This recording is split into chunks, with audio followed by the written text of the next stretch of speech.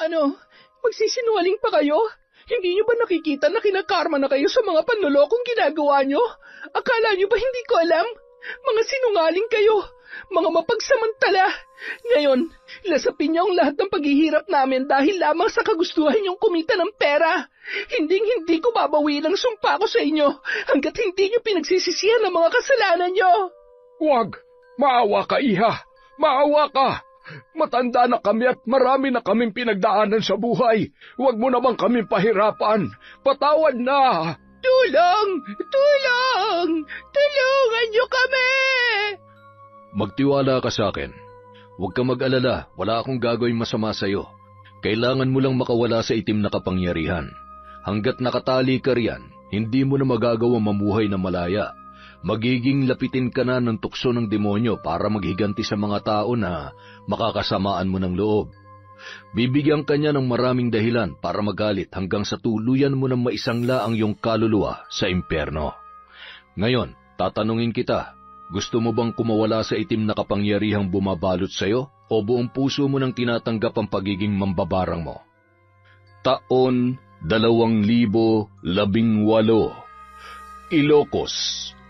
Bandang 6:00 ng gabi, abala sa kusina at patakbo-takbo sa may sala si Liana kapag may naririnig na tricycle sa kanyang bahay. Paparating kasi ang best friend niyang si Jace. Magkaklase sila sa kolehiyo at yun lamang ang nag-iisa niyang kaibigan na pinagkakatiwalaan.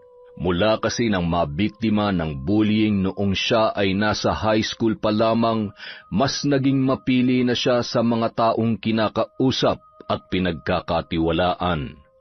Ulila na sa ina si Liana mula nang siya ay bata pa. Laking lola at ang tatay niya naman ay may iba ng pamilya.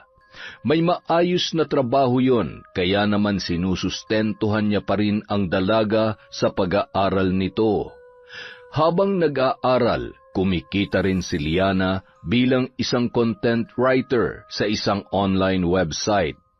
2 taon na rin mula nung pumanaw ang kanyang lola, kaya naman kahit mahirap ay pinilit niyang bumangon at mamuhay ng mag-isa sa kanyang buhay. Habang pabalik-balik sa kusina at sa sala, hawak ang sandok sa pagluluto, ay pasilip-silip yun sa bintana. Napatili pa ang dalaga nang tumigil ang isang tricycle sa tapat ng tarangkahan. Agad tumakbo sa kusina at pinahinaan ang apoy ng kalan bago tumungo palabas ng bahay. Jace! Ang tagal mo, ha? Kanina pa kaya kita hinihintay. Halika, tuloy ka. Nagluluto ako eh. Wow, parang may nabago sa bahay mo, ah. Anong nabago? Yung pintura. Pinapalitan ko lang. Maganda naman, diba? Oo, maganda naman. Pwede na. Ay, parang napilitan ka lang eh. Basta sa mata ko, maganda yan. Tapos, pasok at tulungan mo ako magluto ng dinner natin. Hindi ka ba natatakot dito? Bakit naman ako matatakot? Dito na ako lumaki at wala namang dapat katakutan. Multo? Yung kinukwento ko sa iyo na nagpaparamdam dito? Wala yun. Sanay na ako doon. Nadadala naman sa pakiusap at saka sigurado si Lola lang yon. Siyempre, hindi naman niya ako iiwan na mag-isa dito. Ay, seryoso ka ba? Huwag ka naman nananakot. Dapat pala. Hoy, huwag kang anduwag dyan. Para namang hindi kayo close ni Lola. Paborito ka kaya nun. Sige na, ilagay mo na dun sa kwarto yung gamit mo tapos sumunod ka na rito sa kusina. Ay, bukas ba yung ilaw dun? Samahan mo naman muna ako. Ito parang ewan. Bakla ka ba? O hindi ah, halikan kita dyan eh. Takot lang talaga ako sa multo. We, kaya mo? Takot sa multo pero addict naman sa horror movie. Ay, akin na nga. Ako na maglalagay. Lola, pakikurot nga sa singit tong si Jace. Matapos mailagay ang bag ni Jace sa kwarto, ay agad na rin silang tumungo sa kusina at doon ay nagpatuloy sa pagkukwentuhan. Ang laki nitong bahay. Pwede mong parentahan yung kabilang kwarto para may kasama ka dito. Ilang ulit ko bang sasabihin sa'yo? Hindi ko kailangan ng kasama dito sa bahay. At saka, ayaw kong galawin ang kwarto ni Lola. Maraming mga importanteng gamit doon. Mamaya ipapakita ko sa'yo. Mahal na mahal mo talagang lola mo, no? Siyempre naman, alam mo naman lahat ng sakripisyo ni Lola para sa akin, para protektahan niya ako.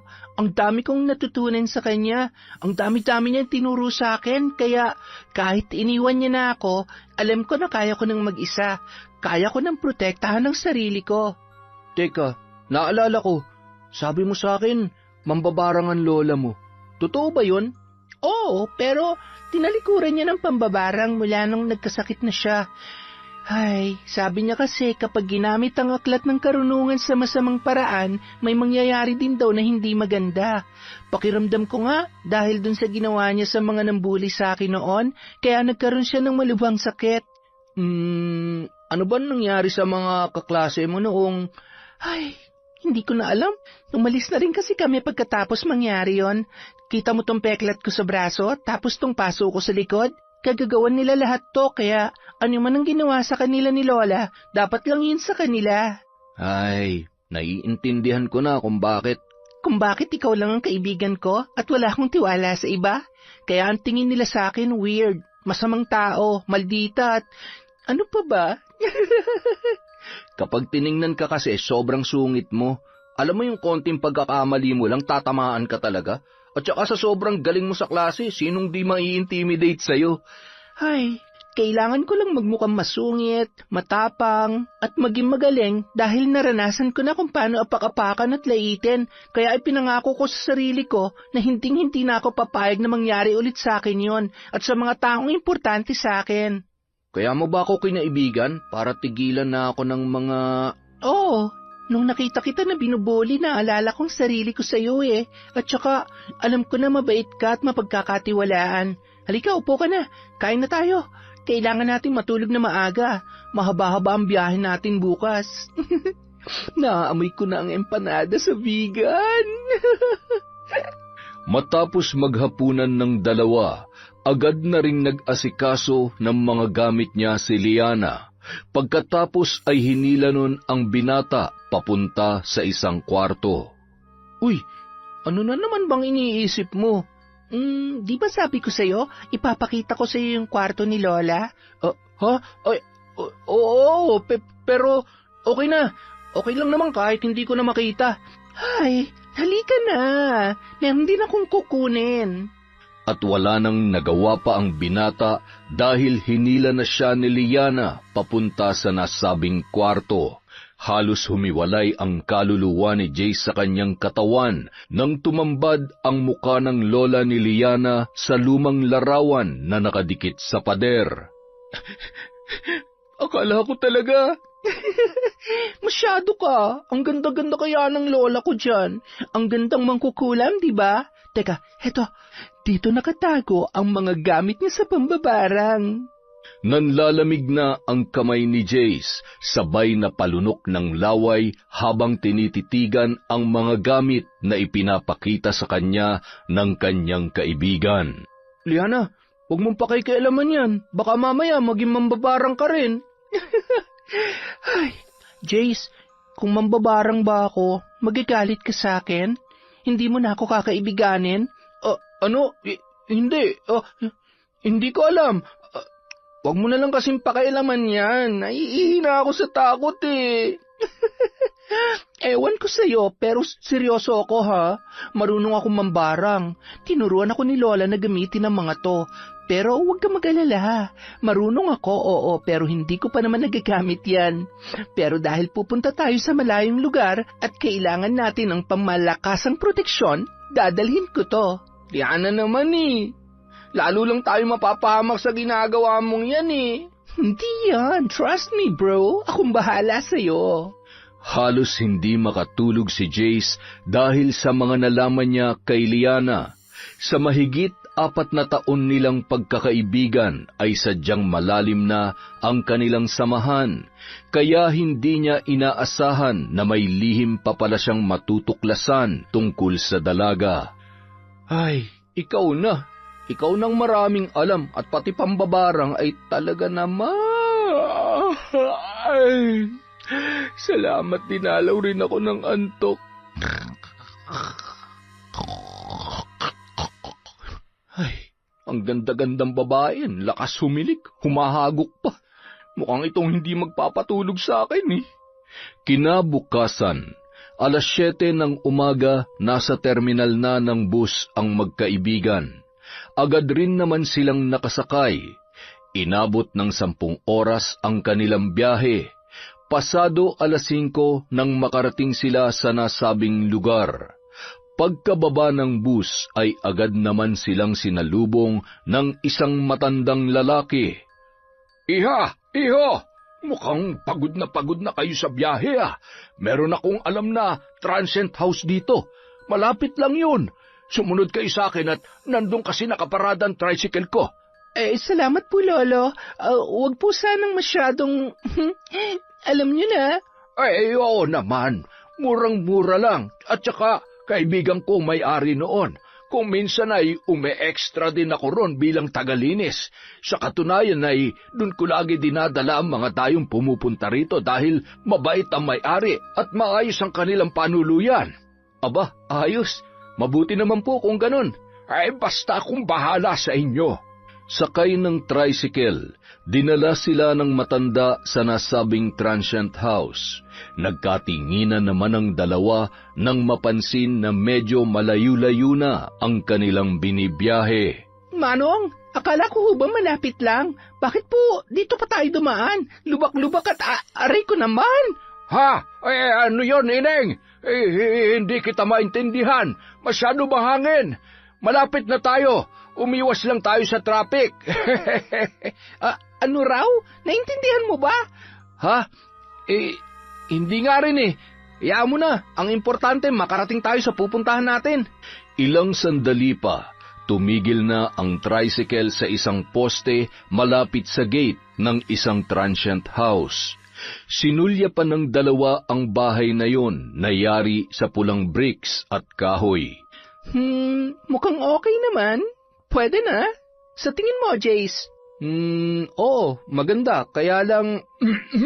Ma'am, sir, kukunin ko na po sana yung bayad ninyo. Ay, oo nga po pala. Sorry po. Magkano po, Manong? Pwede ng 100. Okay po. Heto po. Salamat po. Ineng, kulang pa ito. Ho? Sabi niyo po kasi 100, di ba? Oo nga, 100 ang bawat isa sa inyo. Yun pala. Eto po. Grabe, ang mahal po pala ng pamasahe rito sa inyo. Ganun kapag special. Kapag pupunta kayo sa paradahan ay maghihintay pa kayo ng matagal. Sandali lang. Sumunod kayo sa akin. Baka sakaling makadiscount kayo. Sasabihin ko lamang ay kamag-anak ko kayo. Aba, ayos pala to si Lolo Max. Teka lamang at...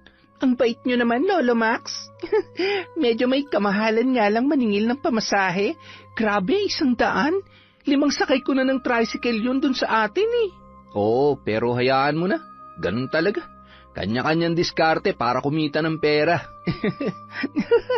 Hindi bale. Basta ang importante, mag-enjoy tayo. Alam mo, hindi na natin magagawa to kapag may trabaho na tayo. Buti kung mag-stick na ako sa trabaho ko online. Kaya lang, sayang naman ang inaaral ko. Sa hirap ng pinagdaanan natin sa accounting course natin dati, hay nako, kailangan na rin mag-enroll para sa review natin. Ang goal natin, pumasa at maging Certified Public Accountant. Samantala, hindi nila alam na mag-asawa tayo, ha?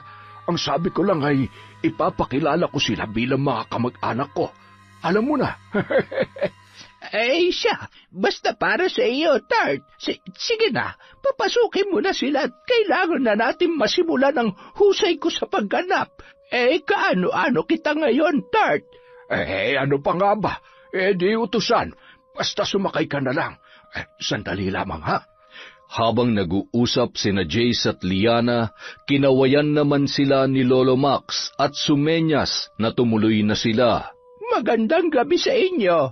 Tuloy kayo sa aming munting transient house. Ako si Lola Purita. hindi nyo pagsisisihan ang pagpili sa amin. Sisiguraduhin ko na magiging komportable at masaya ang pananatili nyo dito sa amin. At dahil kakilala pala kayo nitong si Max ay bibigyan ko kayo ng malaking discount. Ilang araw ba kayo dito? Kakilala? Opo, 5 araw po kami rito, Lola. 5 araw. 1.5 kada araw. Ay, sige, 7.5 na lamang. Yung mga kakailangan ninyo ay sandali nga. Max, ikaw ba'y bibiyahe pa? Ha? Ay, ako? Ay, teka, anong oras na ba? Ay, hindi na siguro. Ay, siya, ikaw na mag-asikaso sa mga yan. Kaano-ano mo nga ba sila? Ay, mga pamangking ko sa tuhod. Siya, sumunod na kayo sa akin at ihatid ko kayo sa kwarto ninyo. Dadalawa lamang ang kwarto rito pero malawak. Yung isa ay sira ang aircon, kaya dito na lamang kayo. Bali may double deck dyan at heto na yung mga gamit ninyo. Kung ano man ang kailangan ninyo ay magsabi lamang kayo kay Aling Purita. Libre ang tubig, kape at pagkain. Kung gusto nyo namang bumili sa labas, ay tawagan nyo lamang ako. Paano nga ba? Isave nyo ang number ko para kung sakali man na meron kayong pupuntahan, ako nang bahala sa inyo. Total ay may tricycle naman tayo. Hindi na nag-alangan pa ang dalawa nung mga oras na yun. Tila ba lahat ng sinasabi ni Lolo Max at ni Lola Purita ay sinang-ayunan na lamang nila. Habang nagpapahinga at nag-aayos ng kanilang mga gamit sa kanilang kwarto, masinsinan namang nag-uusap ang dalawang matanda. Tart, halika nga. Halika dito, dali. Mukhang tiba-tiba na naman tayo ngayon. Ang galing-galing naman talaga ng tart ko. Siya, magluto ka na ng adobo at batchoy para sa mga bisita natin. Titimbrehan ko na rin si Badong at bukas na bukas ay siguradong makakatanggap na naman siya ng grasya. O di kaya naman ay puntahan natin sila mamaya kapag tulog na ang mga bisita natin. Tart, ako na ngang naghahanap ng customer ay ako pa magluluto para sa kanila. Anak ng... Nagrereklamo ka ba, Tart? Baka gusto mong matulog sa labas ng kulambo mamaya. Ay, eto na nga magluluto na. Tart, baka naman pwede mo akong tulungan. Kita mo to, naka-1,000 na ako ngayong araw. Tsaka pakis nga. Tumigil ka nga dyan, baka makita tayo. Wala naman talaga akong masabi sa kasipagan ng tart ko. Siya, halika na sa kusina at magluto na tayo. Akin ay 1,000 at baka malaglag pa kung saan. Dito sa Braco siguradong dadami at hindi magagastos yan. Ay, mukhang naisahan na naman ako ng tart ko Abat, parang sa kanya lamang hindi umi-epekto ang palipad hangin ko. Ano yon, Tart? Ay, wala. Ang sabi ko ay kailangan na natin magluto para bago mag-8 ay makakain na yung dalawa. Ano sa tingin mo? Magkaibigan sila o mag-asawa? O magkasintahan? Sa tingin ko ay magkaibigan, Tart. Parang nung kapanahunan lamang natin. Magkaibigan lamang tayo dati, hindi ba? Kaya lang ay mapilit ka. Hoy, tigilan mo nga ako. Kung hindi ako nagkakamali ay ginayuma mo lamang ako. Ay, teka. Hindi ko gusto yung pinupunto mo, ha? Parang ikaw pa talaga ang napilitan. Sandali nga't iimpake ko na itong mga gamit mo. Tart naman. Masyado naman mainitin ang ulo. Nagbibiro lamang ako Uminom ka na ba ng maintenance mo? Tubig. Malamig na tubig gusto mo? Hindi mo ako madadaan sa paganyan-ganyan mo, ha? Asikasuhin mo ng pagluluto bago mandilim ang paningin ko. Teka, may tumatawag. Oy, Mare, nako, hindi ako pwede ngayon. Meron kasi kaming customer. Oo, sa susunod na lamang, ha? Sige, pupuntahan na lamang kita dyan. Matapos magluto, ay agad na silang naghain para kina Jace at Liana. Sige na, ako nang bahala dito. Katukin mo na sila. Baka nakatulog na mga yon dahil sa matinding pagod sa biyahe. Sigurado yan. Mga mukhang galing Maynila At may kaya sa buhay. Kaya siguradong hayahay na naman tayo nito. Huwag lang tayo mabubuking at baka tayo'y malintikan. Tumanda na tayo ng ganito minsan wala namang nagreklamo Binibigay naman natin ang nararapat na serbisyo para sa ating mga bisita. Sobra-sobra pa nga, hindi ba? Agad nang tumungo sa kwarto ng dalawa ang matanda at kumatok. Ma'am, sir, nakatulog na ba kayo? Kumain po muna kayo.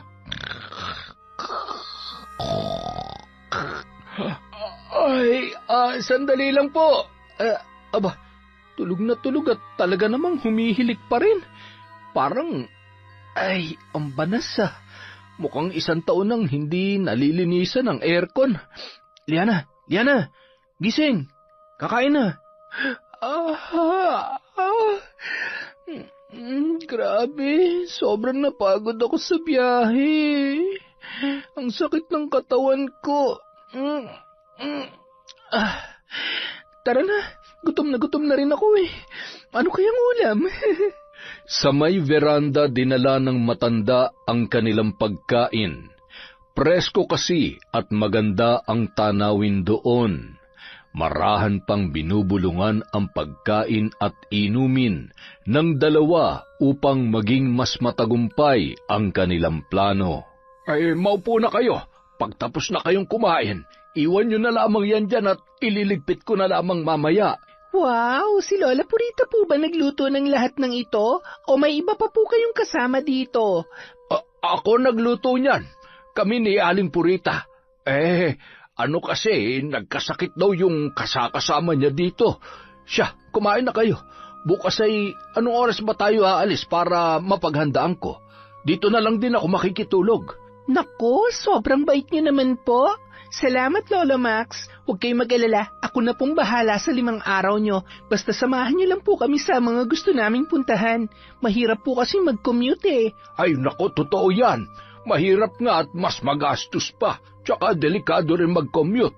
Kapag inabot kayo ng gabi, baka magkanta ligaw-ligaw pa kayo. Mahirap na, baka mabiktima pa kayo ng masasama ang loob. Sige na, maiwan ko muna kayo. Magpakabusog kayo, ha? Masarap yan. Nagpasalamat namang muli ang magkaibigan bago tumalikod si Lolo Max. Sarap na sarap naman sila sa mga pagkain na inihain ng matanda. Pagkatapos, agad naman na silang dinalaw ng antok at bumalik sa kanilang kwarto. Kinaumagahan, maaga silang gumising. 7:00 pa lamang nagsimula na silang bumiyahe para puntahan ang mga sikat na pasyalan sa nasabing lugar. Masayang-masaya ang magkaibigan at mula sa malayo nakangisi naman si Lolo Max na pinagmamasdan ang mga yun. Sige lang mga bata, magpakasaya na kayo dahil bukas hindi na kayo makakagala at makakahalakhak sa tuwa. Teka, matawagan nga muna ang tropa ko. Hello, Badong. Nasabi na ba sa'yo ni Tart? Ihanda mo na mga halamang gamot mo dyan. Oo, ako na ang bahala. Nagpatuloy ang pag-uusap ng dalawang matanda. Maya-maya ay bigla namang dumilim ang paligid, kaya naisipan ni Jace at Liana na tumakbo na papunta sa kinaroroonan ng tricycle kung saan naghihintay si Lolo Max. Bilisan mo na, Liana. Baka bumagsak na yung ulan. Grabe, kung kailan pagod na tong pa ako, tsaka naman uulan. Pero sobrang ganda ng mga pasyalan dito at masasarap din ang pagkain. Siguradong mas marami pa tayong mapupuntahan bukas. Oo, malamang. At sigurado rin na bagsak ang katawan natin ito mamaya. Bilisan nyo na, uulan na, hoy! Agad nang pinaarangkada ni Lolo Max ang tricycle matapos sumakay ang magkaibigan. Mahigit 1 oras ang biyahe nila mula sa kanilang pinuntahan pabalik sa transient ni Lola Purita. Nang makarating sa bahay ng matanda ay pasilip-silip pa si Liana at ikinakalat ang paningin sa kabuuan ng transient house. Bakit, Iha? May hinahanap ka ba? Wala naman po, Lolo. Napansin ko lang po na parang walang imahe ng santo, santa o kaya krus man lang dito sa transient house. Iba po bang relihiyon ni Lola Purita? Ay, nandito na pala kayo. Ay, nandyan po pala kayo, Lola. Narinig niyo po ba yung sinabi ko? Oo. Pasensya na. Hindi kasi ako mahilig sa mga anito at kung ano-ano. Puros lamang halaman ang laman ng bahay na ito. Pero Katoliko rin naman ako. Hindi rin ako palasimba katulad ng iba na halos linggo-linggo ay naninikluhod sa Diyos. Alam nyo kasi, naniniwala ako na mas lapitin ng tukso ng demonyo ang mga taong palasimba. Tumuloy na kayo sa may kusina. Kumain na kayo. Nakaluto na ako. Salamat po, Lola. Kaya lang, Jace, nagugutom ka ba? Busog na busog pa kasi ako eh. Busog pa rin ako. Ang dami kaya nating kinain na kung ano-ano kanina. At saka, parang mas gusto ko na lang matulog. Ako rin po. Siya, mukhang ang napagod kayo. Sige na, bukas ay agahan nyo na lamang gumising para makapag-almusal ng maaga. Salamat po, Lola Purita. Halika na, Liana. Po? Ay, oo nga po pala. Heto po. Idagdag nyo na rin po ito dyan. Aba, napakalaking halaga naman nito. Sigurado ba kayo? Ay, oo naman po. Siguradong sigurado. Walang-wala pa po yan sa maayos na serbisyo nyo at kabaitan nyo sa amin, Lolo Max. Good night po. Walang anuman mga apo. Sige na't magpahinga na kayo. Matapos magligpit ng damit ay agad nang humiga si Liana. Si Jace naman nakaupo lamang sa kanyang higaan habang nagsiselfone at tinitingnan ang mga kuha nilang larawan ni Liana. Napahawak siya sa leeg nang makaramdam na parang nangangalay yun. Napilitan na yung magpalit ng damit sa banyo at pagkatapos ay humilata na rin. Pagkahiga niya, naramdaman niya na tila ba lumulubog siya sa kanyang higaan. Ano ba nangyayari sa akin? Ba't parang nahihilo ko at... sobrang pagod lang siguro. Makaidlip na nga rin. Sinilip niya pa muna ang kanyang kaibigan na noon ay nakanganga at mahimbing nang natutulog. Napangisi pa yun bago tuluyang umayos ng pagkakahiga at ipinikit ang kanyang mga mata. Samantala, nang masigurong tulog na ang mga bisita ay agad naman umalis ang mag-asawang sina Lolo Max at Lola Purita para puntahan ang kanilang kaibigang si Badong. Sakay ng tricycle, ilang minuto lang ay nakarating na sila sa tahanan noon. Tropa, buksan mo itong tarangkahan mong detale. Pambihira naman, saksakan ng higpit. Mas mahigpit pa kay Tart. Aray ko, ano ba naman at basta-basta ka na lamang ng babatok? Masyado kasing pasmado yung bibig mo. Sandali, hindi ko gaano makita. Madilim na kasi. May flashlight ka ba dyan, Max? Pambihira naman kasi. Bakit kailangan pang itali ang tarangkahan na yan? Para namang may mananakaw dito sa bahay mo.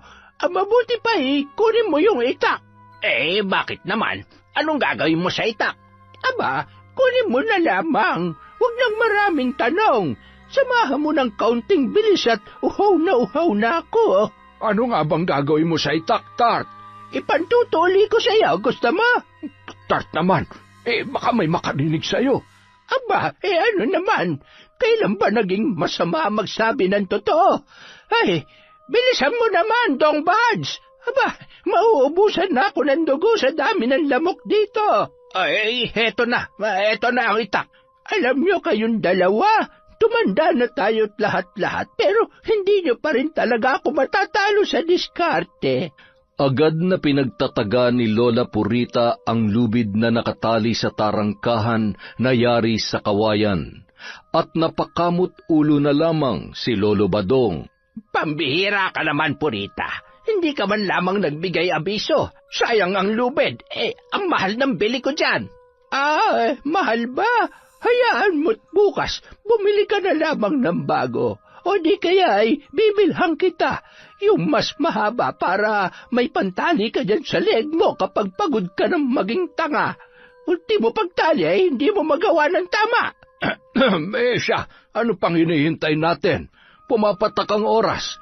Ang mabuti pa habang tumatagay ay pag-usapan natin ng mabuti at ihanda ang mga kakailanganin mo bukas.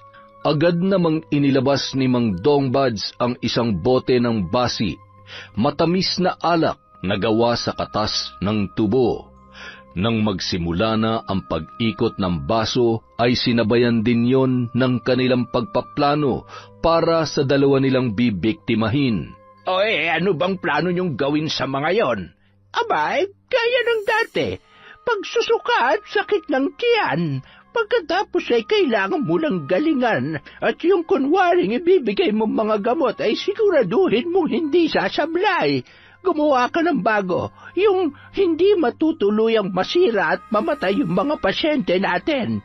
Siya, huwag kayong mag-alala. May bago akong gawang halamang gamot na mainam sa sakit ng tiyan. Doon naman sa sasapian ay diskarte na namin yon. Alam na namin ni Max kung paano. Matagal nang magkakaibigan ang tatlo mula nung sila ay mga bata pa lamang. Ang transient house naman na yon ay pinababantayan lamang sa mag-asawang matanda ng totoong may-ari dahil sa ibang bansa na permanenteng naninirahan ang mga yon. Isang dekada na ang nakalilipas. Iniwan nila bilang pasasalamat sa mag-asawa na matagal nang naninilbihan sa naturang pamilya. Dahil matanda na at sa hirap ng buhay, naisipan nilang gawin ang pambubudol upang kumita ng malaking halaga. Matapos ang mahaba-habang pag-uusap at pagpaplano, ay sakto namang nakaubos sila ng 2 bote ng basi. Tart, uuwi na ba tayo? Tulog na pala itong lintik na ito Napagod ata sa biyahe kanina. Tart, gumising ka. Uuwi na tayo. Maaga pa tayong gigising bukas. Babangon ka hahambalusin kita nito. Tart, uuwi na ba tayo? Nalasing ka ba? Ako pa talagang tinanong. Kaya mo pa ba mag-drive? Baka naman kung saan tayo sumadsad kapag... Kaya ko pa. Ako pa. Ugali mo kinakaya ko pagdadrive pa kaya lasing. Oo nga naman. Buti na lang talaga ikaw ang nakatuluyan ni Purita. Naalala mo, dati nag-jack and poy tayo kung sinong talo. Siyang manliligaw sa kanya. Abay, mga hinayupak na ito Hindi ko alam yan. Dapat sa inyo ay pinipingot sabay pinag-uuntog yung mga ulo niyong panot. Bahala kayo sa buhay niyo, mga buwisit! Manong naman kasi, bakit mo naman sinabi yon? Alam mo namang ang hirap paupain ng galit nun. Malilintikan talaga ako nito. Ay, Tart! Sandali lang, hintayin mo kung nagbibiro lamang si Badong. Ang sarap talaga ng buhay ko. Malaya, masaya, at walang sinusuyong babae. Hindi nang bababae. Gwapo lang, ipinanganak na pogi at mamamatay na pogi. Ay, makatulog na nga kasama itong unan na... Amoy lupa na. 1 taon ko na atang hindi nalalabhan ito. Di bali na nga. Ang importante, bukas, magkakapera ako. Magkakalaman na rin sa wakas ang pitaka ko. Samantala, nang makarating ang mag-asawa sa bahay, ay kapansin-pansin pa rin ang galit sa mukha ni Lola Purita, na animoy hindi pa rin nahihimasmasan sa sinabi ni Lolo Badong. Tart, huwag ka nang sumimangot. Masyado ka namang maramdamin. Kalimutan mo na yung sinabi ni Dong Bads. Ang tagal-tagal na nun. Hindi na nga sumasagi yun sa isip ko Tart, may pera ka pa ba? Wala na. Hindi ba halata? Kaya naman pala siya, eto, Ayan ang perang binigay sa akin ni Liana. Sa'yo na yan. Huwag ka na magalit, ha? Bati na tayo. Siya, kahit nagtatampo pa rin ako eh. Sige na, bati na tayo. Matitiis ba naman kita? Mahal na mahal kita, Tart. Ay naku, ang sweet-sweet naman talaga ng tart ko. Napakaganda kapag naabutan ng pera. Anong ibig mong sabihin, ha? Mukha akong pera? Ay hindi, ikaw naman. Halika na nga't matulog na tayo at baka mauwi pa sa away ito. Wala na akong ibang mayaabot sa iyo. Bandang 3:00 ng madaling araw, nagising si Liana dahil sa sunod-sunod niyang pag-ubo. Bumangon yun at sinapo ang kanyang noo. Nang mapansin ni Jace na gising ang dalaga, ay agad naman niyang sinilip ang kanyang kaibigan. Okay ka lang ba? Hindi eh. Masakit ang lalamunan ko at masakit din ang katawan ko. May lagnat din ako. Nasobrahan ka yata sa pagod. Sandali lang ha, may dala akong gamot. Eto, uminom ka para gumanda ang pakiramdam mo. Buti na lang, may tubig pa pala tong tumbler mo. Salamat, Jace. Ikaw, kumusta ka? Okay naman ako. Nakatulog nga ako eh. Nagising lang ako nung naramdaman kong bumangon ka. Teka, aray, ang sakit. Ano nangyayari sa'yo? Ay, sorry. Kailangan ko lang munang... Pambihira naman. Ang baho. Ano ba naman yan? Siguro sa mga kinain namin to. Paano kami makakagala bukas? Ay, Jace, okay ka lang ba? Oo, okay lang ako. Kailangan ko lang ilabas lahat to. Nagpabalik-balik ang binata sa banyo ng gabing yun. Nagtatae at nagsusuka na rin. Uminom na rin siya ng gamot, ngunit hindi yun umiepekto. Namumutla ka na, Jace. Baka ma-dehydrate ka niyan. Mabuti pa humingi na tayo ng tulong kina Lola Purita at kay Lolo Max kung dito siya natulog. Wag na, kaya ko pa naman. Mamaya na lang kapag maliwanag na. Siguradong may istorbo lang natin yung mga yun. Mahirap talagang bumili ng pagkain kung saan-saan lang. Ay, sigurado ka ha? Tumabi ka na nga dito sa akin para hindi ka na pabalik-balik sa taas. Sabihin mo sa akin kapag sobrang sakit at hindi mo na kaya, ha? Huwag mo kong alalahanin. Matulog ka na para mawala na rin yan lagnat mo. Ay, pabugso-bugso ang sakit ng tiyan ko eh. At saka, hindi ko talaga maintindihan.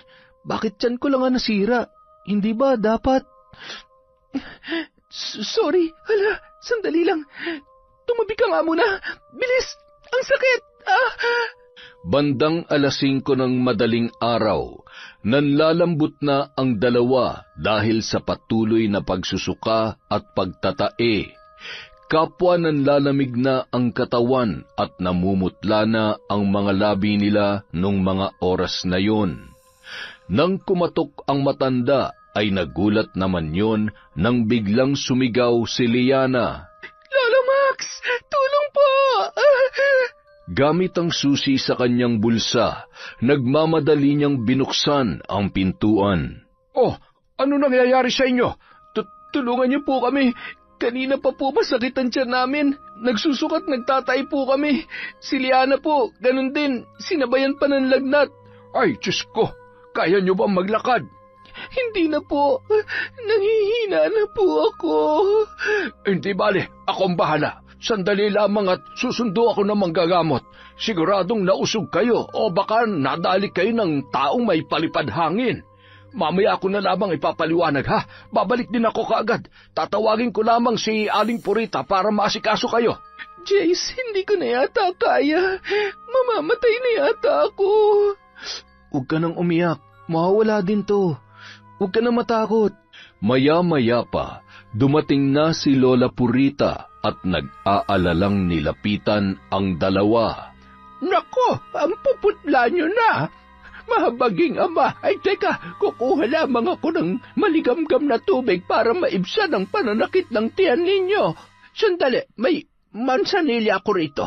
Itaas niyo ang damit niyo at papahirang ko. Ano bang kinain ninyo kahapon? Marami po, Lola, kaya hindi na po namin alam kung alin ang nakasira sa tiyan namin ni Liana.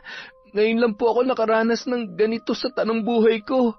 Nagpasalamat naman ang dalawa sa pag-aalaga at pag-aasikaso sa kanila ni Lola Purita.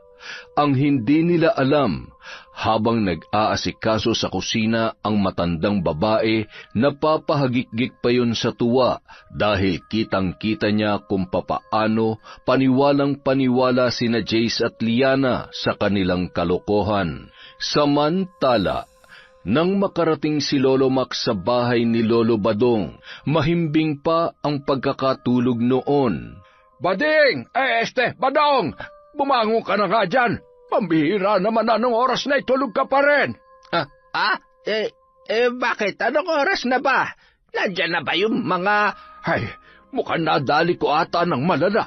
Ba't kailangan mo namang madali? Puntahan mo na lamang sa bahay at hindi na makatayo sa sobrang sakit ng kanilang tiyan.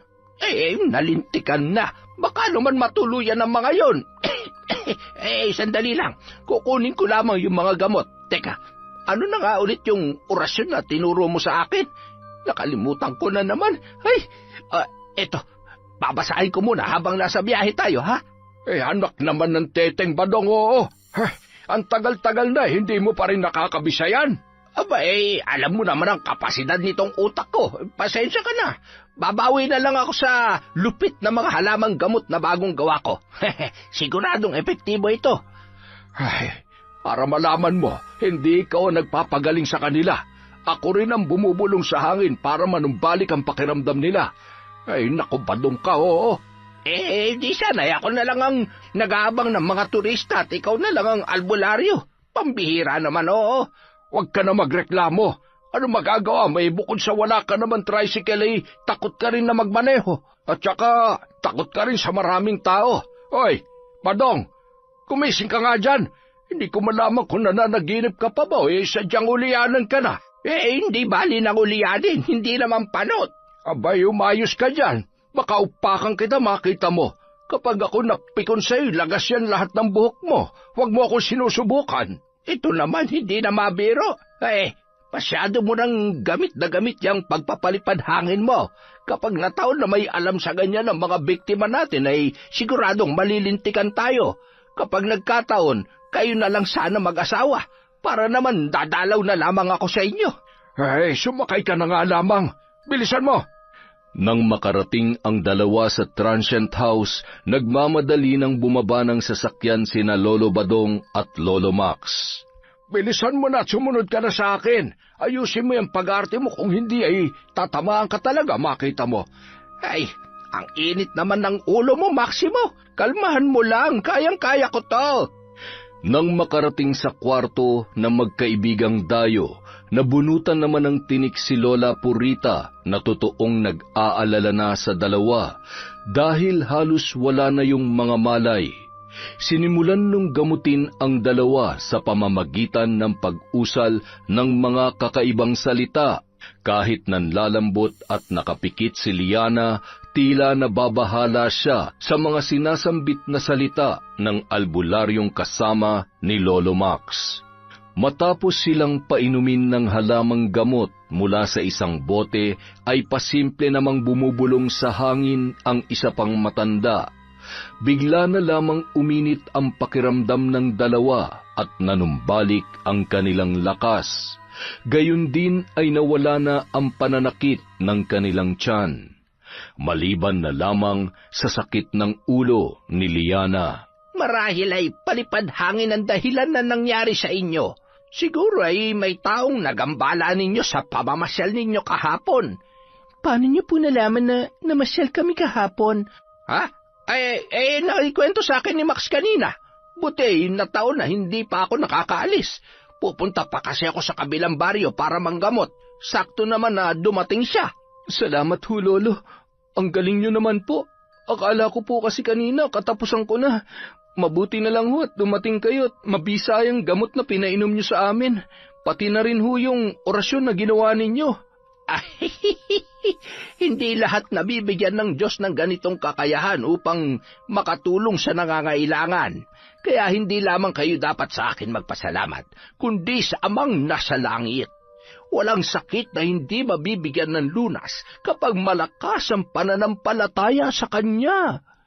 Matanong ko lang po, ilang taon na po kayong nanggagamot at nasa lahi niyo po bang... Eto, naglugaw ako. Kumain muna kayo at siguradong nagugutom na kayo. Ay, salamat na lamang. Uuwi na rin kasi ako at may lakad pa ako. Pero kung magpupumilit kayo ay pakibalot na lamang. Pasensya ka na. Ang totoo ay para sa mga bisita namin yan.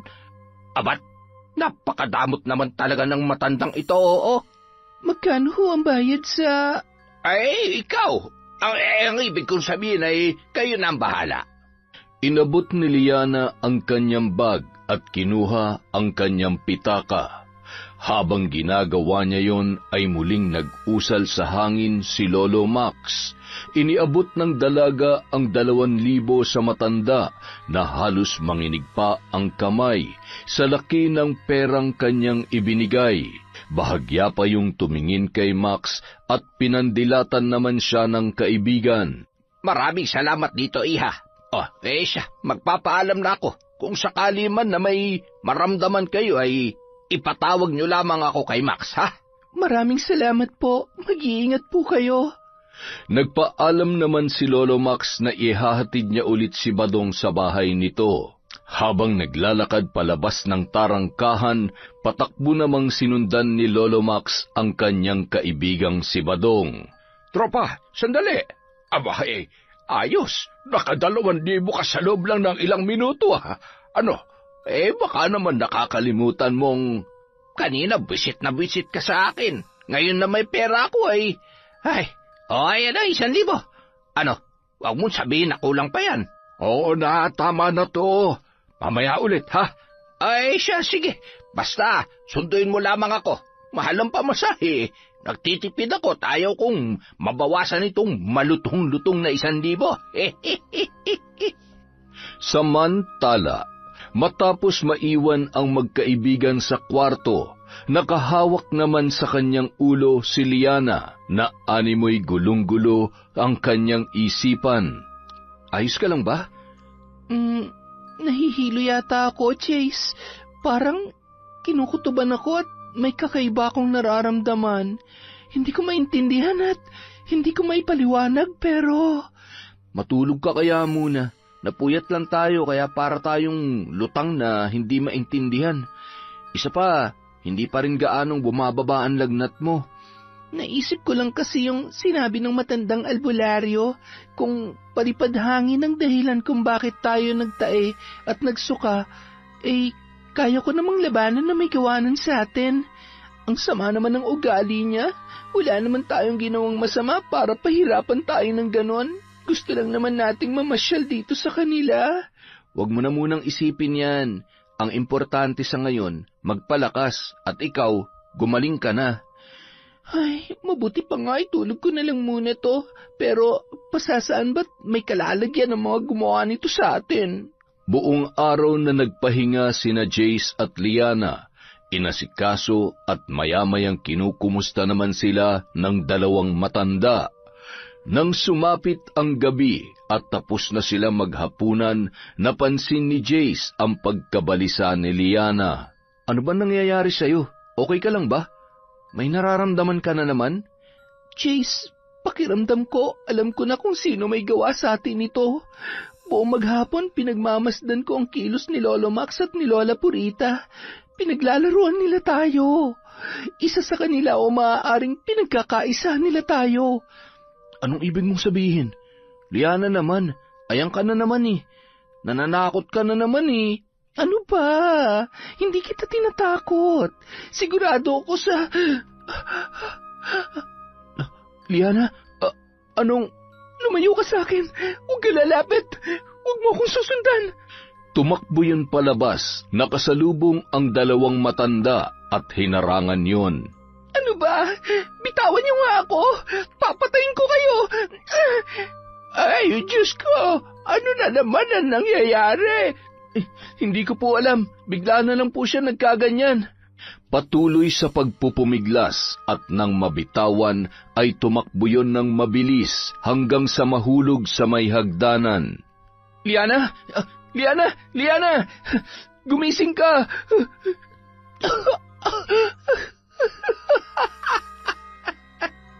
Huwag kayong lalapit! Huwag kayong lalapit sa akin! Mukhang pinaglalaruan siya ng isang tao na may itim na kapangyarihan. Tara na, kailangan natin siyang dalhin sa albularyo habang hindi pa huli ang lahat. Habang binubuhat nila si Liana papunta sa tricycle, napansin ni Jace ang kakaibang tinginan ng dalawang matanda. Gayon din ang pasimpleng pagbuka ng mga labi noon na animoy may inuusal na mga salita. Kinabahan man ay hindi niya malaman kung ano ang kanyang gagawin. Nang makarating sila sa bahay ng albularyong si Badong, ay laking gulat niya na animoy nakahanda na ang mga gamit at tila mga bagong pitas lamang ang mga tangkay ng dahon. May isang baon ng nyog na may lamang uling at humahalimuyak ang amoy ng insenso at kamangyan. Sa pagkakataong yun ay napagtagni-tagni na niya ang mga pangyayari. Agad namang sinimulan ang ritual at kapansin-pansin na ang mga inuusal na salita animoy kathang isip lamang. Nababasa ni Jace ang ekspresyon ng mga mukha ng matatanda, gayon din ang mga nais ipakahulugan ng kanilang pagtitinginan. Nang maayos na ang kalagayan ni Liana, ay pasimpleng lumabas ng tarangkahan si Jace. Balisa at nag-iisip kung paano nila matatakasan ang kinasangkutang sitwasyon. Siguradong may pinaplano pa sila sa amin. Kailangan na naming umalis. Diyos ko, tulungan niyo po ako. Hindi ko po alam kung anong gagawin ko. Natatakot po ako.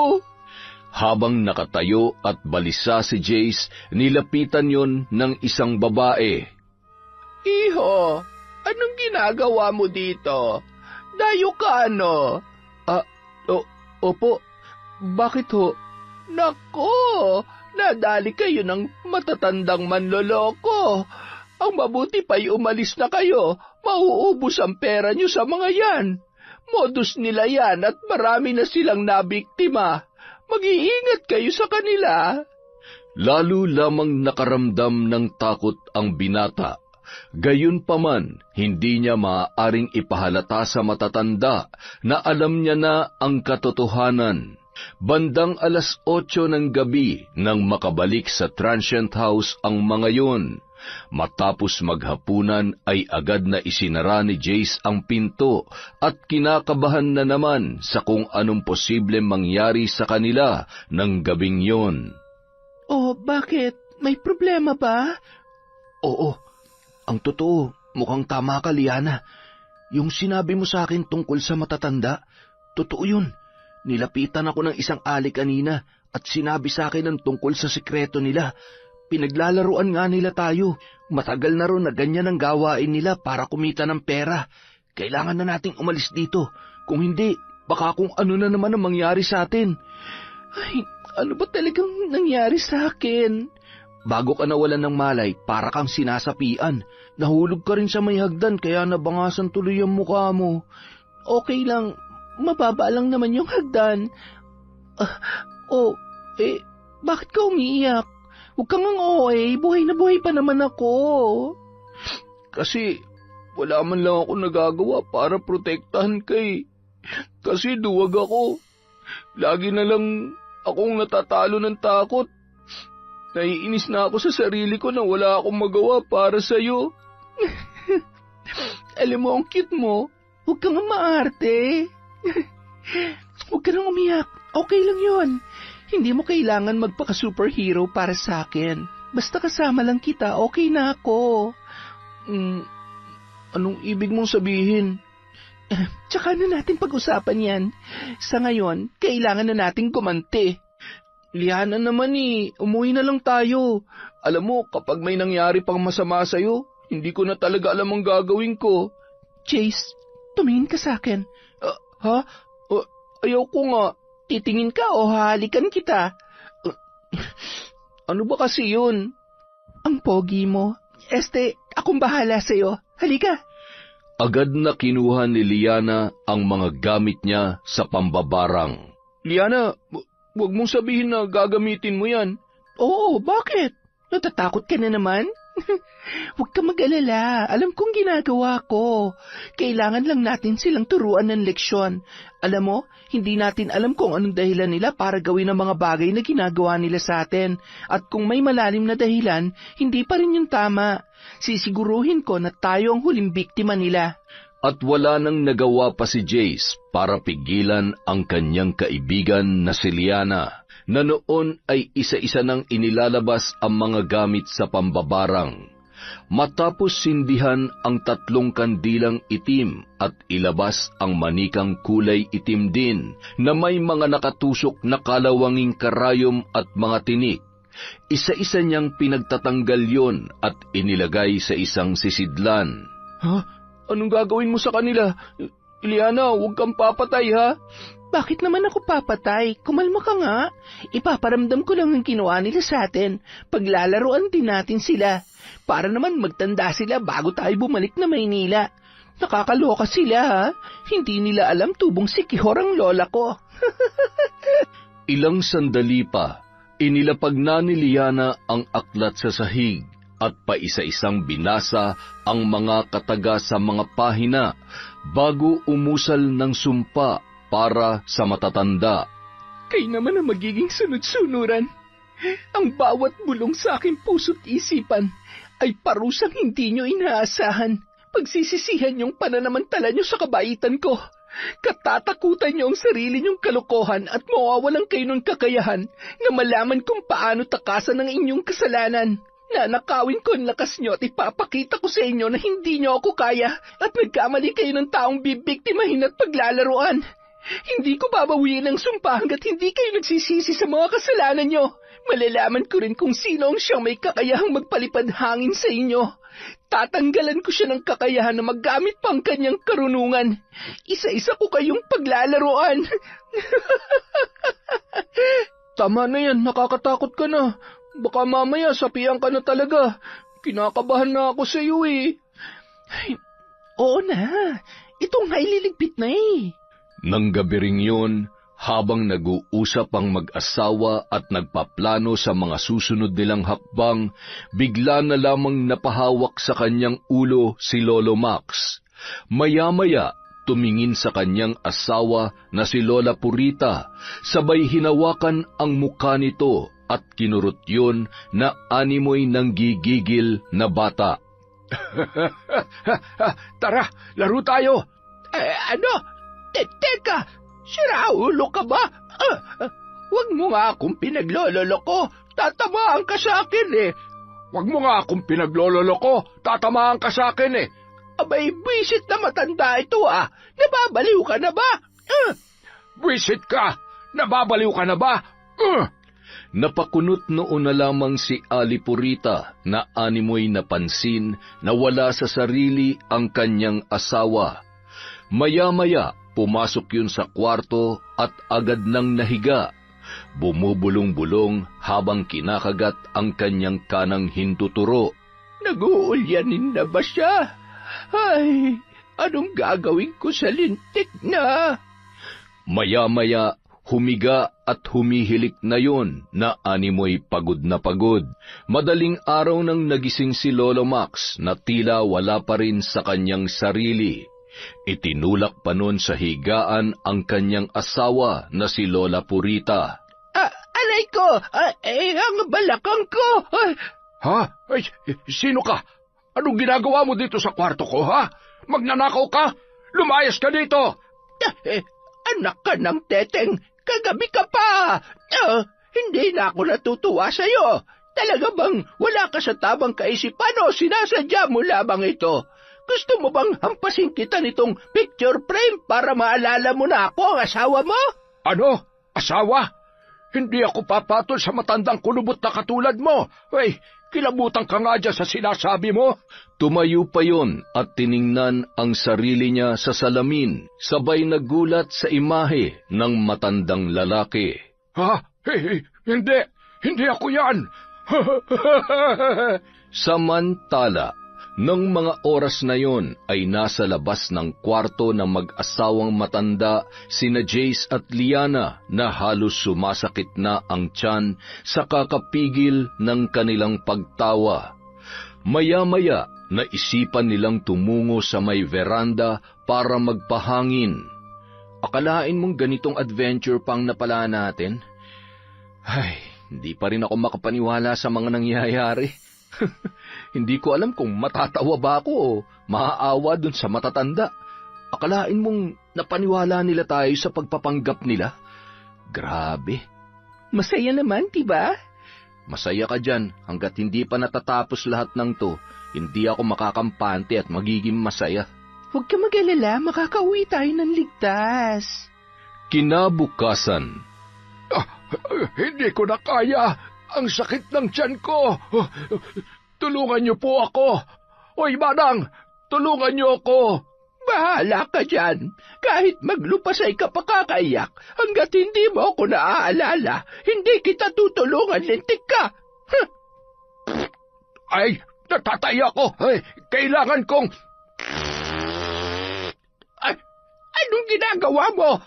Anak ka ng... Bakit dyan mo inilabas yan? Napakabaho! Ano ba kasi ang kinain mo't nasira yan dyan mo? Lintik ka! Kinakarma ka na ata dyan sa mga pinagagagawa mo sa mga bisita natin! Tumakbo si Lolo Max sa banyo, kaya naman lalong nagkalat ang matandang lalaki sa kanilang kwarto. Ay, Diyos mio! Anong klaseng parusa ito? Aba, kung alam ko lang na ganyang kamag-ulyanin, sana pala nilaso na kita nung bata-bata ka pa. Hindi na makalabas ng banyo si Lolo Max. Patuloy naman sa paglilinis ng kalat si Lola Purita, na dire-diretso pa rin sa pagdada. Makalipas ang ilang oras, medyo kumalma na ang pananakit ng tiyan ni Lolo Max. Nakatulala yun habang pinagmamasdan ang kanyang tiyan na tila ba nasa 5 buwang buntis. Nagdesisyon naman sila Jace at Liana na sa labas na lamang mag-almusal. Marami rin silang bitbit na pagkain nang bumalik sila sa transient house. Bilis-bilisan mo naman! Mababaliw na ako dito! Hindi ko na alam kung ano nangyayari sa kanya. Kailangan ata natin siyang dalhin sa totoong albularyo. Lola, Lolo, magandang umaga po. Lumabas po kami. May dumadaan naman po palang tricycle sa labas. Inabot po kasi kami ng gutom kaninang madaling araw. Okay lang po ba kayo? May problema po ba? Ano po bang nangyayari kay Lolo Max? Bakit ho parang... Ay, nako! Mukhang wala siya sa kanyang sarili. Hindi ko na rin alam kung ano ang gagawin ko sa kanya. Nakakaawa nga eh. Kanina nakita ko na lamang siyang nagkakaganyan. Baka napaglalaruan katulad ninyo. Baka nga po. Tawagin niyo po si Lolo Badong. Baka sakaling alam niya kung anong makapagpapagaling kay Lolo Max. Ang laki ng tiyan ni Lolo Max ah. Tsaka, bakit ho parang wala siya sa sarili? Purita! Nandito na ako! Ay, ang sakit ng tuhod ko sa paglalakad. Kanina pa kita hinihintay. Kaya palang tagal mo dahil nagawa mo pa talagang maglakad. Ganun talaga. Nagtitipid ako eh. Walang barya kaya nilakad ko na lamang. Kung nagkataon dahil dyan sa kakuriputan mo, darating ka na patay na yung kaibigan mo. Ho? Magkakaibigan po kayo? Ha? Sinabi ko bang ganon? Ay, mali lang ho yata ang rinig ko. Halos magkakaedaran po kasi kayo tapos kayo po ni Lolo Max. Halos magkamukha na rin po kayo. Para po kayong mag-asawa. Sandali muna, Ineng. At paiinumin ko muna ng gamot itong si Max para matigil na sa pagtatae. Ano? Paiinumin mo ng peke mong gamot ang tart ko. Ay, ano ba naman? Kanina pa ako nadudulas. Pahamak na bibig ito ah. Sige lang, magsinungaling pa kayo. Ikaw talaga purita masyado ka.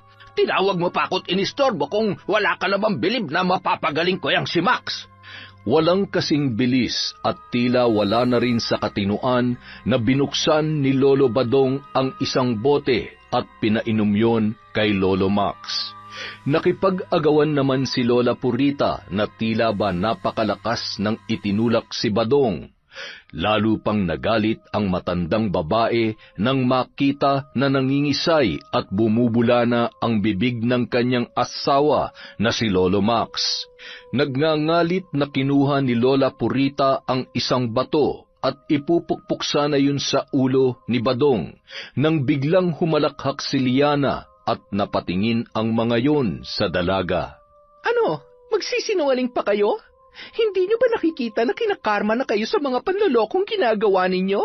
Akala nyo ba hindi ko alam?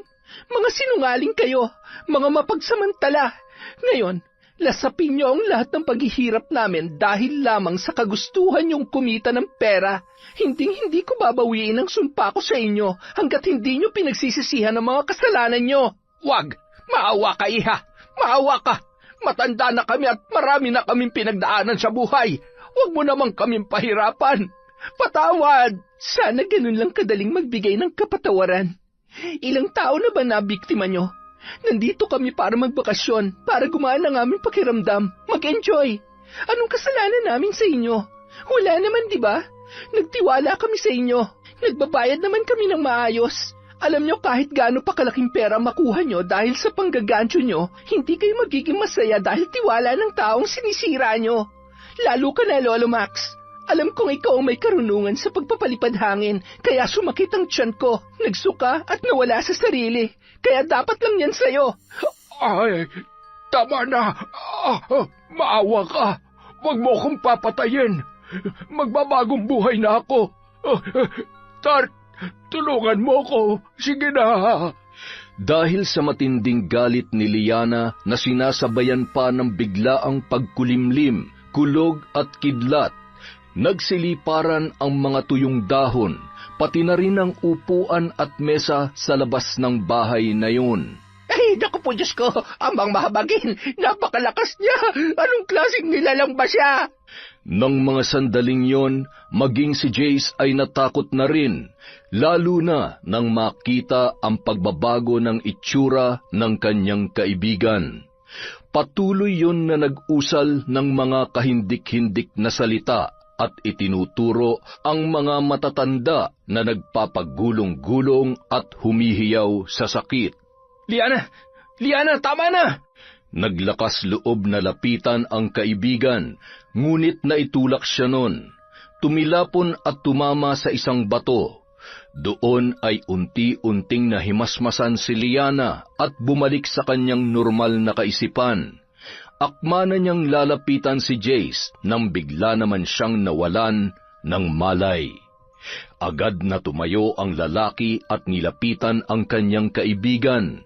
Kasabay ng kawalan ng malay ni Liana ay ang pagkawala ng sakit ng tiyan ng matatanda, na noon ay agad namang tumayo para saklolohan ang dalaga. Maaring hindi kinaya ng katawan niya ang paggamit niya ng itim na kapangyarihan. Pasensya na, iho. Kasalanan namin ang lahat ng ito. Patawarin niyo sana kami. Kung magrereklamo kayo laban sa amin ay tatanggapin namin dahil... Huwag niyo na po munang isipin yan. Tulungan niyo na lang po muna ako na magkamalay ang kaibigan ko. Liana, gumising ka. Naririnig mo ba ako? Sa tingin ko ay kailangan niya muna magpahinga. Kailangan natin siyang dalhin sa kwarto. Kaya mo ba siyang buhatin? Opo, susubukan ko. Ilang minuto matapos magkamalay nang hihinang nagising si Liana. Sinubukan niyang igalaw ang kanyang katawan, ngunit tanging mahinang boses lamang ang lumabas sa kanyang bibig. Anong nangyari sa akin? Bakit hindi ko maigalaw ang kamay ko? Liana, huwag mong pilitin ang sarili mo. Magpahinga ka lang muna. Sabi ko naman sa iyo, hindi mo na kailangang gumanti. Tingnan mo tuloy. Gusto ko lang naman silang turuan ng leksyon. Samantala, Paano na lang kapag nakulong tayo? Siguradong magsusumbong ang mga yan sa pulis. Ayokong makulong. Anong gusto mong gawin natin? Tumakbo? Magtago? Tapos ano? Tutuluyan pa rin tayo ng dalagang mambabarang na yon. Nakita mo naman kung anong kaya niyang gawin. Kapag binigyan pa natin siya ng dahilan para magalit, siguradong susunod ay hindi lang bastang sakit ng tiyan at pagtatay ang dadanasin natin. Kayang-kaya niya tayong patayin. Ay, magsitigil na nga kayo. Kesa tumakas tayo, pwede naman tayong makiusap. Alam ko na may mabubuti silang puso. Sabi niya naman, kaya niya lang ginawa yun ay dahil sa ginawa natin. Isa pa sabi niya nga, hindi niya babawiin ang sumpa kapag hindi tayo nagbago. Kaya ikaw, Badong, huwag ka nang gagawa pa ng kalokohan kung ayaw mong matodas. Ha? Ako pa ngayon? Alam niyo, kasalanan niyo itong mag-asawa eh. Kayo naman lagi ang pasimuno sa lahat ng ito. At talagang sinisisi mo pa kami. Bakit? Kami lang bang mukhang pera dito? Kami lang ba? Umayos ka. Huwag na huwag mong paiiralin yung kakitiran ng utak mo. Huwag na huwag kang gagawa ng paraan na hindi namin nalalaman dahil kapag nagkataon ay talaga namang may kalalagyan ka at hindi ka namin tutulungan. Basta, bahala kayo dyan. Kung gusto niyong makulong, bahala kayo. Abat, hoy, saan ka pupunta? Badong, bumalik ka dito. nagmamadaling tumungo si Lolo Badong sa kwarto ni Liana at Jace. Alam kong nagpapahinga kayo, pero gusto ko sanang makatulong. Heto, gamot ito para manumbalik ang lakas mo, iha. Sigurado ho ba kayo? Hindi po ba peke lamang at gawa-gawa niyo lamang ang gamot na yan? Hindi. Inaral ko rin ang mga yan. Ibang klase rin po talaga kayo. Gusto niyo ho akong patayin? Para iligtas ang sarili niyo? Hindi niyo man po sabihin, alam ko na may binabalak kayo masama sa akin. Umalis na kayo dito. Kung talagang mabisa at hindi lason, siguro maniniwala pa ako kung kayo mismo ang uubos ng laman ng boteng yan. Anong ginagawa mo sa akin? Bakit ang kamay ko? Kusang, hindi. Wag! Liana, wag. Lalo ka manghihina kapag ginamit mo na naman ang kapangyarihan mo. Kahit na ikamatay ko pa, kung mababawasan naman ng isa man lang na halangang kaluluwa dito sa mundo, gagawin ko. Nilagok ni Lolo Badong ang laman ng botelya at agad na bumula ang bibig noon. Siya namang pagpasok ng mag-asawang matanda. Badong, ano nangyari sa kanya? Gusto niya ho sana akong lasunin, kaya ayan. Pinili niya pa rin pong gumawa ng isa pang kasamaan kesa itama ang pagkakamali niya. Ay, Diyos ko, anong gagawin natin? Iha, alam ko na wala akong karapatan na humingi ng kapatawaran, pero huwag mo nang hayaang mabalot ang puso mo ng galit dahil sa mga taong katulad namin. Patawarin mo na kami. Hindi kami tatakbo at maluwag sa kalooban namin na tanggapin at harapin ang mga pagkakamali namin. Bigyan mo lamang kami ng pagkakataon na mabuhay. Badong, huwag ka munang mamamatay. Iha, sige na. Patawarin mo na kami upang mapalaya mo rin ang sarili mo sa kapangyarihan ng dilim na bumabalot ngayon sa pagkatao mo. Maaari ka rin mabiktima ng kapangyarihan na ginagamit mo ngayon. Maawa kayo sa akin. Dalhin niyo ako sa ospital. Pinagtulungan namang buhatin ni na Jace, Lola Purita at Lolo Max ang noon ay nag-aagaw buhay ng matanda. Napaluhan na lamang si Liana sa kanyang nagawa. Ngunit sa mga pagkakataong yun ay hindi niya pa rin magawang tumayo sa kanyang kinahihigaan. Kayo na po ang bahala. Heto po, gamitin niyo po ang perang ito para sa kanya. Pasensya na ho kayo, hindi ko kayo masasamahan. Kailangan po ako ng kaibigan ko. Sadyang napakabuti ng puso mo, iho.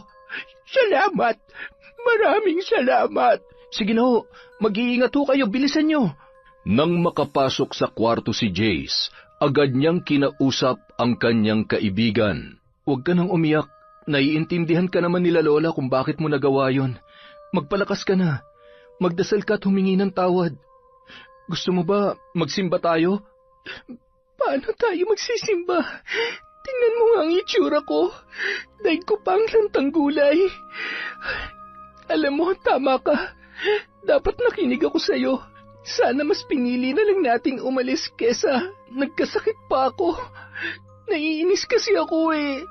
Naiinis ako sa ginawa nila pero hindi ko naman pala kayang... Anong gagawin ko kapag namatay si Lolo Badong nang dahil sa akin? Hindi siya mamamatay. Alam mo, magdasal na lang muna tayo sa ngayon na maging maayos ang kalagayan niya. Huwag mo na ring sisihin ang sarili mo. Tsaka, kung hindi naman niya pinagtangkaan ang buhay mo di sana hindi yun nangyari sa kanya. Samantala, Masyado pang malayo ang ospital dito. Hindi na aabot ang lokong yan kapag dumiretso tayo. Dalhin na lamang natin siya sa isang albularyo. Oo, mabuti pa nga at mukhang naninigas na ang panga nito. Hoy, Dong Bads, huwag ka muna mamamatay. May kasalanan pa tayong dapat pagbayaran. Ang tanga-tanga mo kasi. Ayan na napala mo tuloy. Masyado kang padalos-dalos. Sa dami na mabibiktima natin, bakit naman kasi mambabarang pa? Ay, nako, ang karma nga naman. nang makarating sila sa bahay ng albularyo, agad naman silang pinagbuksan noon ng pinto. Nagkataon na may mga tambay sa labas ng bahay na tumulong sa kanila na buhatin si Lolo Badong. Tulong! Tulungan niyo kami! Ay, naku po, Diyos ko. Hindi ako marunong mag-embalsa mo. Bakit kayo nagdala ng patay dito? Kalando, hindi pa naman ho patay yan. Ganyan lang ho talaga ang itsura niyan. Nalason kaya... Nalason? Siya ay... buhay pa nga. Teka lang at ihanda ko lang ang pinakamabisa akong gamot sa lason. Ano to, nagpatiwakal? Uminom ng lason? Mahaba hong kwento. Kung maaari sana'y gamutin niyo na muna at baka matuluyan. Kahit ho ganyan ang kaibigan namin yan ay mahal namin niyang mag-asawa. Huwag niyong alalahanin tong kaibigan niyo. Mukha namang masamang damong ligaw kaya natitiyak ko na mabubuhay pa to. Matapos orasyonan ng langis, ipinainom yun ng albularyo sa matanda at inilabas nun ang lahat ng laman ng kanyang tiyan.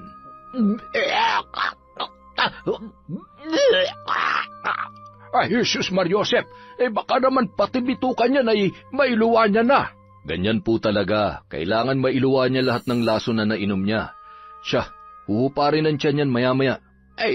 May isa pa nga ho pala kaming problema. Problema? Ano po yun? Sabihin niyo na upang malaman ko kung matutulungan ko kayo. Meron ho kasing mambabarang sa bahay namin, pero hindi ho siya masama. Sinubukan niyang gamitin ang kapangyarihan niya para kami parusahan. Pagkatapos ay nanghina siya. Pambihira. Huwag niyong sabihin na hanggang ngayon ay nanggagancho pa rin kayo. Oo, hindi namin itatanggi. Pero ang mahalaga ay napagtantunan namin ang aming pagkakamali. Ang totoo ay naaawa kami sa dalaga, kaya kung maaari sana'y sadyain niyo siya sa bahay kapag maayos ng kalagayan ni Badong. Oo siya, maaari naman na nating iuwi ang kaibigan niyo. Magiging maayos naman ang pakiramdam niya. Maya-maya lamang ay giginhawa na yan. Kapag naman hindi siya gumaling, itapon na natin pagdaan dun sa may sementeryo. Huwag naman kayong ganyan. Ayoko pang mamatay. Sana naisip mo yan bago mo kinanting muli si Liana. Nang makabalik sa transient house, isinama nila ang albularyo. Nang makita ni Liana ang lalaki na may suot-suot na krus at anting-anting ay nanginig yun sa takot. Anong gagawin niyo sa akin? Huwag mo akong lalapitan. Maawa ka. Iha, hindi ka niya sasaktan. Nandito siya para tulungan ka. Magtiwala ka sa akin. Huwag ka mag-alala, wala akong gagawin masama sa'yo. Kailangan mo lang makawala sa itim na kapangyarihan. Hanggat nakatali ka riyan, hindi mo na magagawa mamuhay na malaya. Magiging lapitin ka na ng tukso ng demonyo para maghiganti sa mga tao na makakasamaan mo ng loob. Bibigyan ka niya ng maraming dahilan para magalit hanggang sa tuluyan mo ng maisangla ang iyong kaluluwa sa impyerno. Ngayon, tatanungin kita, Gusto mo bang kumawala sa itim na kapangyarihang bumabalot sa'yo o buong puso mo nang tinatanggap ang pagiging mambabarang mo? Ayoko po. Ayoko pang maulit pa ang mga nagawa ko sa kanila dahil sa galit ko. Ayoko na pong makasakit pa ng iba. Tulungan niyo po ako. Kung gayon, tanggapin mo ang krus na ito at humingi ka ng kapatawaran sa Diyos dahil sa pakikipag-anib mo sa dilim. Magdasal ka at manikluhod upang ikay kanyang patawarin. Nanginginig ang kamay na inabot ni Liana ang krus at ipinatong yon sa kanyang dibdib. Umuusal ng taimtim na panalangin si Liana na sinasabayan naman ng pag-oorasyon ng albularyo. Nararamdaman ng dalaga ang puwersa at init ng kanyang katawan na hindi niya malaman kung saan nagmumula. Hindi mo ko kaya. Akin lang siya. Akin lang siya. Bata ka pa sa landas na ito at hindi mo pa lubusang nalalaman ang bigat ng sumpang pinasok mo, Liana. Hindi basta-bastang regalo ang itim na kapangyarihan. Ito'y isang patibong na unti-unting kakainin ng kaluluwa mo. Ngayon, sa harap ng liwanag na may kapal, pinapalaya kita sa anino ng pagiging mambabarang. Itakwil mo ang dilim. Talikuran mo ang landas ng paghihiganti at pananakot. Ang tunay na lakas ay nasa kabutihan, at ang tunay na kapangyarihan ay hindi nakukuha sa galit at paghihiganti. Sa bisa ng dasal at ng banal na langis, hinuhugasan ko ang iyong espiritu. Sabayan mo ako, Liana. Sa ngalan ng Ama, ng Anak, at ng Espiritu Santo. Amen. Amen.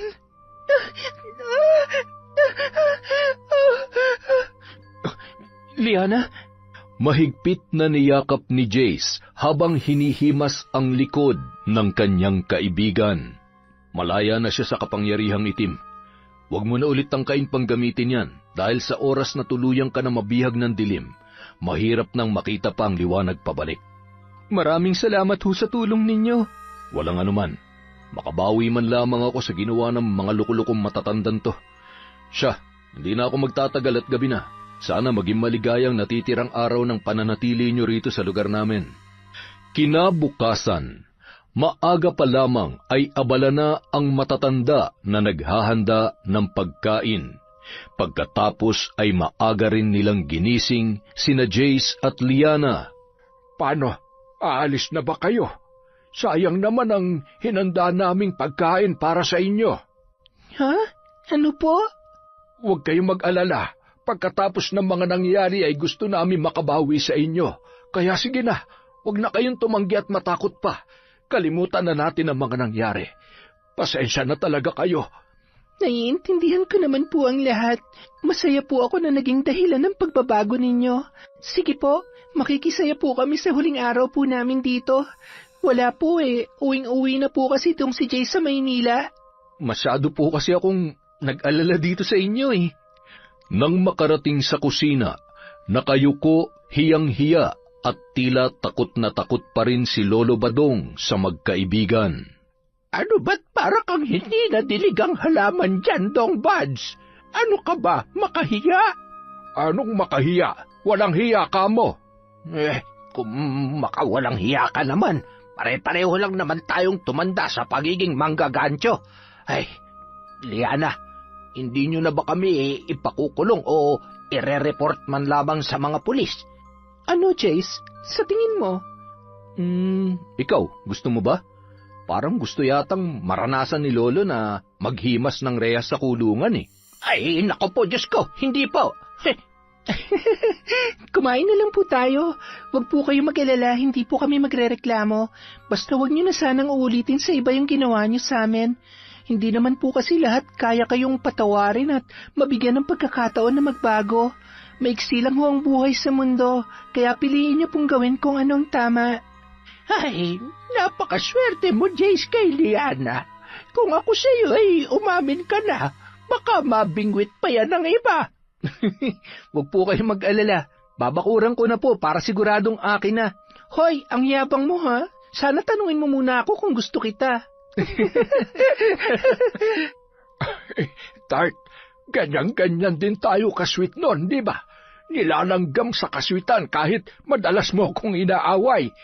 Ay, pwede bang makahingi ng halik dyan? Naku, hindi ka na nahiya. Pero siyempre naman, pwede. Yon, isa na namang masaya at napakagandang kwento mula sa kwentong Enteng. At dahil dyan, meron po tayo uling shoutout ngayon. Simulan natin kay Catherine Salmorin. Hi po kay Erica Surposa. Kay Jane Chua from Eminem Rap Battle. Kay Terry Ferrer from UAE. Hi po kay Lydia Lopez. Kay Mary Grace David from Bahrain. Kay Salve Fajardo, Marilu Umbar, Cynthia Camacho at Merlin Villesa.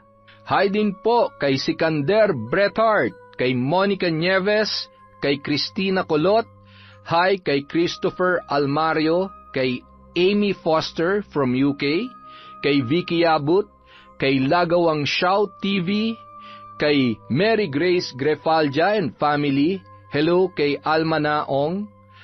Shout out kay Juliet Sabeliano from Tucuran, Zamboanga del Sur, kay Cecil Sabrosa, kay Didskay Pahes from Bacolod, sa Calyon family. Hi kay Awesome Baby from SG. Hi din po kay Roda Nalatan from Arayat, Pampanga. Hello sa Galedo family from Cabuyao, Laguna. Hi kay Anculot, Irene, Margie at Gemma na laging nakikinig sa tahian sa Caloocan. Maraming salamat po sa inyo. Hello kay Wilma Valdez from Russia. Kay Lori Joy Lagrimas from Malaysia. Kay Jing Suizo from Hong Kong. Hi kay Chloe Dia at kay Corazon Cacalda from San Mateo, Rizal. Maraming salamat po sa walang sawa niyong pagsuporta sa Kwentong Enteng.